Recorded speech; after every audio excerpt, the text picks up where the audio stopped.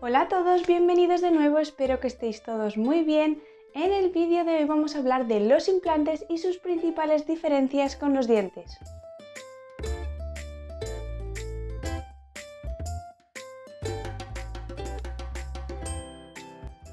En la actualidad el tratamiento de preferencia para reponer piezas ausentes son los implantes dentales. ¿Por qué?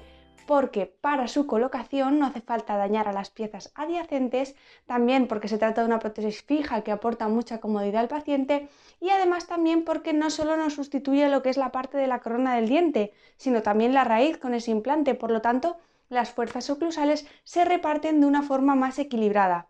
Sin embargo, no son ni iguales ni por supuesto mejores que los dientes. ¿Y cuáles son las principales diferencias entre un diente y un implante? Para empezar, el tejido que rodea al diente es la encía y el que rodea al implante es la mucosa periimplantaria.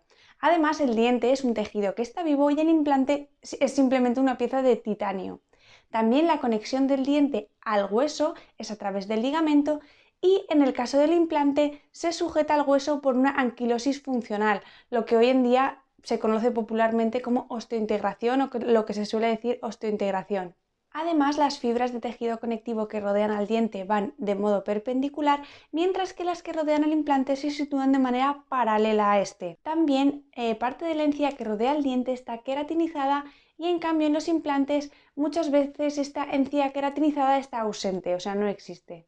Por supuesto, la vascularización que existe alrededor de un diente nada tiene que ver con la que existe alrededor de un implante. ¿Y en qué se traducen todas estas diferencias? Pues bien, la enfermedad periodontal, aunque el biofilm alrededor de un diente y un implante son muy parecidos, avanza de forma distinta. En los tejidos perimplantarios avanza de una forma mucho más rápida que en un diente.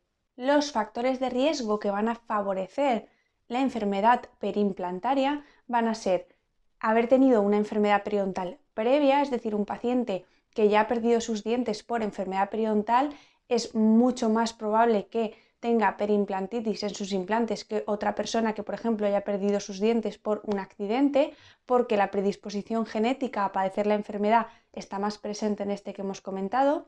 Luego también la mala higiene oral, por supuesto, como ocurre con los dientes, el tabaco, también súper importante a la hora de determinar el éxito de un implante o no, la ausencia de esta encía queratinizada que hemos comentado, la superficie del implante, es decir, qué tipo de implante es, porque sabemos que para la osteointegración, cuanto más poroso es el implante, pues es más favorable, pero también cuando se meten las bacterias y es un implante con una superficie súper porosa, pues va a ser más difícil, una vez estén ahí, eliminarlas de esas espiras. También la anatomía de la prótesis, súper importante, una prótesis poco higiénica que va a acumular mucha placa, también va a significar un factor de riesgo para la enfermedad perimplantaria. Luego hay otras complicaciones que se pueden dar, como es por ejemplo la cementitis, cuando las coronas van cementadas y queda algo de cemento que va a causar esa irritación de la encía. Siempre se aconseja que vayan atornilladas porque en cualquier momento podemos desatornillar esa prótesis sin romperla y, por ejemplo, hacer una buena exploración de toda esa zona, o si hubiera cualquier problema siempre sería más fácil. Nos evitaríamos el problema de la cementitis y, por otra parte, podríamos desmontar la prótesis siempre que fuera necesario. Además, factores iatrogénicos que tienen que ver con la técnica de colocación del implante, del operador, de la manera en que se ha hecho la cirugía, la ubicación, todo esto también va a desencadenar complicaciones o no. Luego también se pueden dar patologías extrínsecas, por ejemplo, tumores, infecciones apicales, etcétera, que también podrían resultar dañando el implante. ¿Y qué vamos a tener en cuenta en un mantenimiento de un paciente portador de implantes? Pues que hay que sondar siempre. Hay que sondar un poquito más suave que se haría sobre un diente, pero hay que sondar siempre porque si no, no podremos evaluar algunos aspectos que nos darían muchísima información sobre cómo está ese implante. Vamos a tener en cuenta el sangrado, la supuración y la profundidad de las bolsas si existieran en esos implantes. También tendremos en cuenta que a veces la prótesis nos impide sondar de una forma correcta. Si hubieran indicios de que ese implante no está bien, quizás sí que convendría desmontar esa prótesis y evaluar o sondar directamente sin prótesis. preguntar siempre al paciente por anomalías o algo que le haya llamado la atención en esa zona del implante, porque a lo mejor hace 6 meses que el paciente no viene a la consulta, si ha tenido algún episodio de algo extraño o algo que le haya llamado la atención en esa zona, que nos lo comente, y por supuesto también percutir el implante. Luego seguir un protocolo de radiografías estandarizadas periódicas, bien paralelizadas, donde podamos ver las espiras, intentamos que sean siempre en la misma posición para que sea más fiable la comparación de esas radiografías a lo largo de los meses. Y como hemos comentado antes, evaluar ese diseño de la prótesis.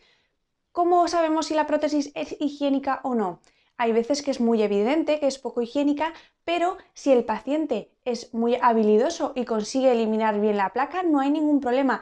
En cambio, por ejemplo, en personas que una prótesis conseguían limpiarla de forma efectiva, pero han pasado 20 años, son un poco más mayores y quizá han perdido un poco la destreza, pues se podría plantear la idea de retocar esa prótesis para facilitar al paciente que consiga eliminar esa placa.